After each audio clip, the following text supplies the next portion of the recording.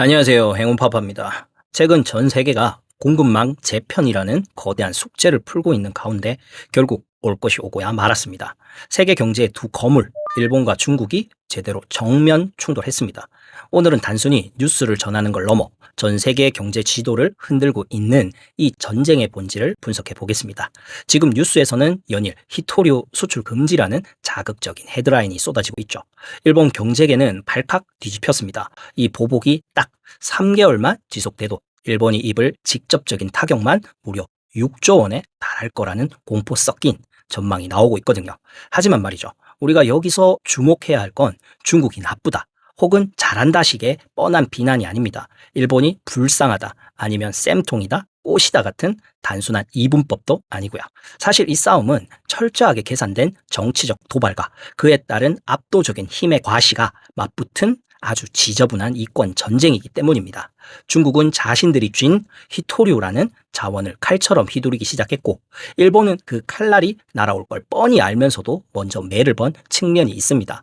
양보 없는 두 나라의 자존심 싸움 때문에 전 세계의 공급망이 요동치고 있는 지금 도대체 이들은 왜 이 위험한 도박을 시작한 걸까요? 뉴스 헤드라인 뒤에 숨겨진 그들만의 치열하고도 치사한 수싸움을 지금부터 하나씩 뜯어보겠습니다. 전쟁의 서막은 지난 11월 일본의 다카이치 사나에 총리가 열었습니다. 여자 아베라고 불릴 만큼 강경 우파인 그는 자신의 정치적 입지를 다지기 위해 국회에서 아주 민감한 발언을 던졌습니다. 대만의 비상사태는 곧 일본의 위기다. 우리 자위대가 가만히 있지 않을 것이다. 사실상 중국이 가장 예민해하는 대만 문제에 총을 들고 개입하겠다는 선전포고나 다름없었죠. 자, 그런데 이게 다카이치 총리의 단순한 실수였을까요? 아닙니다. 국내 보수층의 지지를 결집하기 위해 일부러 중국의 영린을 건드리는 강수를 둔 겁니다. 그리고 기다렸다는 듯이 중국이 반응했습니다. 중국 외교부는 그날 새벽 2시에 주중 일본 대사를 전격 호출합니다. 여러분, 외교 세계에서 새벽에 대사를 부르는 건 너네랑은 이제 말 섞기도 싫고 사람 취급 안 하겠다는 엄청난 모욕입니다. 잠도 못 자게 불러내놓고는 한참을 대기시킨 뒤 불장난하는 자는 다 죽을 것이라며 입에 담기 힘든 폭언을 퍼부었습니다. 이건 시작에 불과했습니다. 중국은 단순히 소리만 지르는 게 아니라 일본의 가장 아픈 곳을 사소하고도 집요하게 파고들기 시작했습니다. 공식적인 수출 규제 발표가 나오기도 전부터 이미 일본인들의 일상 곳곳에 보이지 않는 올가미를 씌우기 시작한 겁니다. 중국이 무서운 건 단순히 물건 안 팔아 라고 소리 지르고 있기 때문만은 아닙니다.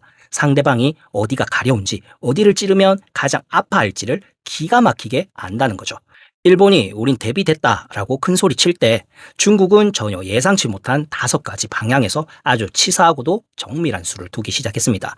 첫 번째 수는 민간 교류를 인질로 잡은 겁니다. 대놓고 일본 여행 금지라고 하면 국제사회의 눈치가 보이죠. 그래서 중국은 영악한 방법을 씁니다. 일본 비즈니스맨들의 비자 발급을 무기한 지연시키는 겁니다. 서류에 아무 문제가 없어도 시스템 오류다. 상부 지침을 확인 중이다 라며 한 달 넘게 발을 묶어버립니다. 비행기는 또 어떻습니까? 멀쩡한 날씨에 일본행 노선을 공항 점검 핑계로 당일 무더기 취소해버립니다. 일본 유학생들에게는 애국심 면담을 강요해 스스로 포기하게 만듭니다. 오지도 말고 가지도 말라는 무언의 압박인 거죠. 두 번째 수는 물류의 늪에 빠뜨리는 겁니다. 휘토류만 막는 게 아닙니다. 일본에서 들어오는 일반 가전, 부품들까지 통관해서 전수 검사라는 무시무시한 카드를 꺼냈습니다. 컨테이너를 하나하나 다 열어서 박스 테이프 접착 상태까지 문제 삼으며 시간을 끄는 거죠. 3, 4주씩 창고에 묶여있는 사이 신선 식품은 다 썩어 나가고 부품이 제때 도착 못해 일본 공장들이 멈춰섰습니다. 우리는 법대로 꼼꼼하게 검사하겠다는데 뭐가 문제냐는 중국식 억지 논리 앞에 일본 기업들은 피눈물을 흘리고 있습니다. 세 번째 수는 문화와 사회에서 일본의 흔적을 지우는 겁니다. 이른바 소리 없는 금일령입니다. 중국 OTT에서 일본 드라마가 소리 소문 없이 사라지고 예능에 출연한 일본 연예인은 마치 범죄자처럼 얼굴을 모자이크 처리하거나 통편집해버립니다.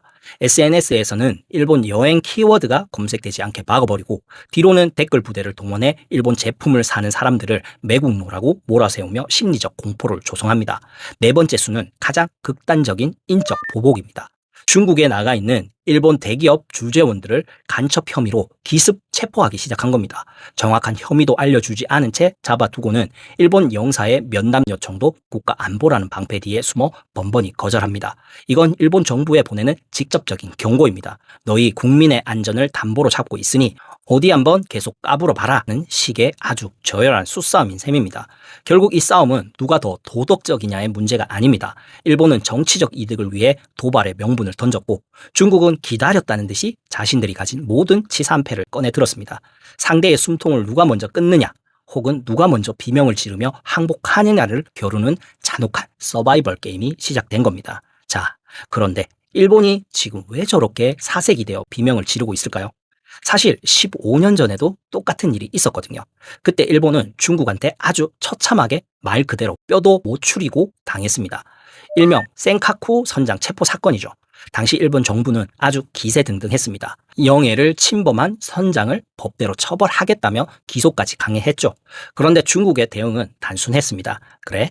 그럼 오늘부터 일본행 히토류는 없다. 딱 이 한마디였습니다. 결과는 어땠는지 아십니까?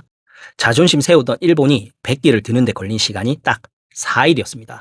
히토류 공급이 끊기자마자 일본의 핵심 산업인 자동차와 전자공장들이 멈춰서기 시작했거든요. 결국 일본 정부는 구속했던 중국인 선장을 부랴부랴 풀어주며 고개를 숙였습니다. 중국은 히토류 한 방이면 일본은 알아서 기어온다는 걸 배웠고 일본은 절대 잊을 수 없는 국가적 치욕을 가슴에 새겼습니다. 일본도 바보는 아니었습니다. 굴욕의 4일을 겪은 뒤 일본은 지난 15년 동안 그야말로 복수의 칼날을 갈았습니다. 호주 강산에 수조 원을 쏟아붓고 베트남과 손을 잡으며 공급망을 다각화했죠. 그렇게 중국 의존도를 90%에서 50%까지 낮추는 데 성공합니다. 이번에 다카이치 총리가 그렇게 자신만만하게 큰 소리를 친 배경에도 이제 우리도 맷집이 생겼다는 계산이 깔려 있었을 겁니다. 하지만 말입니다. 여기서 바로 숫자의 함정이 나타납니다. 중국은 일본의 이 15년 노력을 비웃고 있었거든요. 이게 아주 정교한 수싸움인데 일본이 지난 15년 동안 구해온 건 대부분 흔하디 흔한 경히토류였습니다. 하지만 진짜 무기가 되는 건 중히토류죠. 미사일 유도 장치나 스텔스기, 전기차 고성능 모터의 필수인 이 중히토류는 여전히 중국이 90% 이상을 틀어지고 있습니다. 비유하자면 이런 겁니다. 일본은 15년 동안 노력해서 재료, 경히토류는 다른 나라에서 구해오는 데 성공했습니다. 그런데 정작 맛을 내는 소금, 중히토류는 여전히 중국 주머니에 있는 셈이죠. 소금 없이는 맛있는 밥을 못 먹듯 중히토류 없이는 첨단 제품을 못 만듭니다. 일본이 15년 공들여 쌓은 성벽에 중국은 여전히 마스터키를 쥐고 흔들고 있는 겁니다. 그런데 말이죠. 일본도 마냥 손 놓고 당하고만 있는 건 아닙니다. 지금 당장 공장이 멈추고 나라가 망할 것처럼 비명을 지르면서도 다카이치 총리가 여전히 빳빳하게 고개를 들고 있는 이유.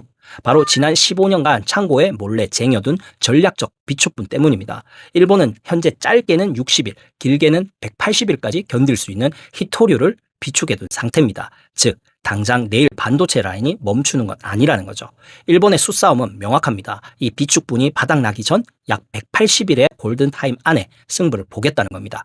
미국과 G7 국가들을 동원해 중국을 국제사회의 왕따로 만들거나 호주 강산의 가동 속도를 미친 듯이 올리는 시간 벌기 작전이죠.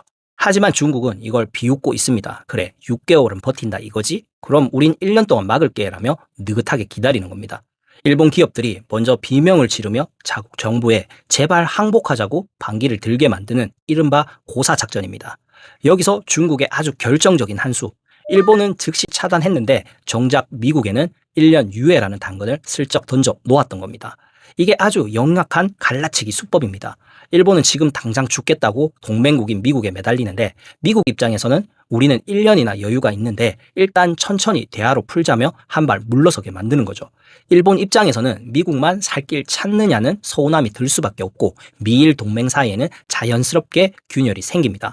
거물인 미국은 잠시 달래놓고 만만한 일본부터 본보기를 패서 본때를 보여주겠다는 중국의 치밀한 계산입니다. 자, 그럼 도대체 히토류가 뭐길래 전 세계가 중국이라는 불량 공급자에게 휘둘리는 걸까요? 이름만 들으면 아주 희귀한 흙 같지만 사실 전 세계 어디에나 널려 있습니다. 그런데 왜 중국 독점이냐? 이유는 아주 지저분합니다. 히토류를 캐는 건 쉬운데 쓸모있게 정제하는 과정이 그야말로 환경 지옥이거든요. 히토류 1톤을 뽑아낼 때 무려 2,000톤의 독성 폐수가 쏟아져 나옵니다. 선진국들은 자기네 땅 썩는 게 싫어서 손을 놓고, 중국은 우리는 땅 좀 썩어도 상관없다며 그 오물을 다 받아내며 시장을 독점한 겁니다. 게다가 아까 말씀드린 중히토류가 핵심입니다. 가전제품에 들어가는 흔한 경히토류는 대체제가 있지만 앞서 말씀드린 미사일 유도 장치나 스텔스기에 들어가는 중히토류는 여전히 중국이 90% 이상을 틀어지고 있습니다. 특히 중히토류는 자율주행의 핵심인 고성능 AI 센서나 영하 200도와 영상 1000도를 넘나드는 우주 항공 기술에는 없어서는 안 될 대체 불가능한 원소입니다. 고온에서도 자력을 유지하게 해주는 이 한 방울의 소금 같은 중히토류 기술, 결국 중국이 휘두르는 건 단순히 흙이 아니라 미래 첨단 산업의 전원 스위치를 쥐고 흔드는 자신들의 환경과 맞바꾼 강력한 독점권입니다. 사실 일본이 지금 겪고 있는 이 고통은 전 세계적인 디리스킹, 즉 특정 국가에만 의존하는 경제적 위험을 줄이려는 움직임의 아주 혹독한 대가라고 볼 수 있습니다. 하지만 위기는 늘 기회를 동반하죠. 이미 테슬라 같은 글로벌 기업들은 히토류 프리, 즉 히토류가 아예 필요 없는 모터 기술 개발에 사활을 걸고 있고, 버려진 가전에서 자원을 캐내는 도시 광산 산업도 고부가 가치 교육적 모델로 급부상하고 있습니다. 중국의 자원 무기가 영원할 수 없는 이유, 바로 이런 기술의 진보에 있습니다. 자, 이제 주사위는 던져졌습니다. 180일이라는 시한폭탄의 타이머는 돌아가기 시작했고, 일본과 중국 중 누가 먼저 비명을 지르며 무릎을 꿇을 치는 전 세계가 숨을 죽이고 지켜보고 있습니다. 이번 사태는 단순한 자원 전쟁이 아닙니다. 자신의 정치적 입지를 위해 도발의 명분을 던진 일본의 다카이치 총리, 그리고 그 명분을 기다렸다는 듯이 낚아채 상대의 숨통을 조이는 중국의 시진핑 주석, 두 나라의 자존심과 국익이 정면으로 충돌한 아주 피곤하고도 지저분한 서바이벌 게임입니다. 일본은 과연 180일이라는 비축분이 바닥나기 전 중국을 거치지 않은 새로운 구멍을 찾아낼 수 있을까요? 아니면 미국의 1년 유예라는 당근을 던져 일본을 고립시킨 중국의 갈라치기 전술에 결국 다시 한번 굴욕적인 항복 선언을 하게 될까요? 사실 우리 입장에서는 참 묘한 광경입니다. 미우면서도 가까운 두 국가가 서로의 약점을 찌르며 진흙탕에서 구르는 모습이 한편으론 드라마 같아 흥미진진하지만, 그 불똥이 결국 우리 한국을 포함한 전 세계 공급망을 뒤흔들고 있다는 점에서는 남의 일처럼 웃고만 있을 수는 없는 노릇이죠. 중국의 흙장난이 일본의 자존심을 완전히 꺾어버릴지, 아니면 이번 기회에 전 세계가 중국이라는 족쇄에서 완전히 벗어나는 계기가 될지, 그 결말은 이제 180일 뒤에는 드러날 겁니다. 오늘 준비한 소식은 여기까지입니다. 이 흥미진진하고도 치열한 히토류 전쟁의 다음 판세가 궁금하시다면 구독과 좋아요 잊지 마시고요. 저희는 더 깊고 날카로운 분석으로 다시 돌아오겠습니다. 지금까지 이슈와 이슈 행운 파파였습니다. 시청해 주셔서 감사합니다.